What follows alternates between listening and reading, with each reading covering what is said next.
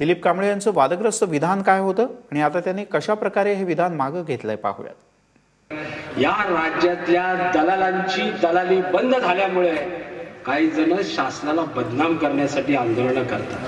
काल झालं एवढा चांगला कार्यक्रम झाला, या राज्यातल्या या जिल्ह्यातल्या वेगवेगळ्या सामाजिक क्षेत्रात काम करणाऱ्या कार्यकर्त्यांचा सन्मानाचा कार्यक्रम झाल्यानंतर काही जणांनी मागे म्हणे आम्ही निघून गेल्यावर घोषणा दिल्या।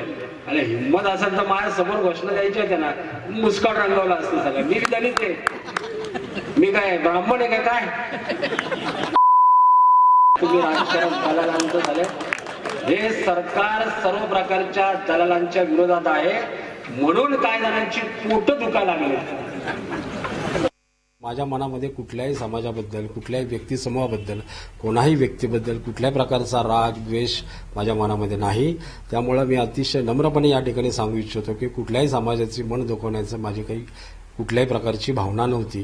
त्यामुळे ते जे वाक्य उच्चारले गेले किंवा ते जे वाक्य माझ्या तोंडी घातले गेले ते वाक्य मी या ठिकाणी मागे घेतो आणि कोणीही असं मनामध्ये काही ठेवण्याचं कारण नाही की मी अशा प्रकारचं काही वक्तव्य केलेलं आहे। कारण ज्या प्रकारचं ते आज दिवसभराचं मीडियामध्ये सोशल मीडियामध्ये आलं ते त्याच्यामुळे मला थोडं वाईट वाटलं आणि त्याच्यामुळे मी हा खुलासा आपल्या माध्यमातून महाराष्ट्रातल्या तमाम जनतेसमोर ठेवत आहे।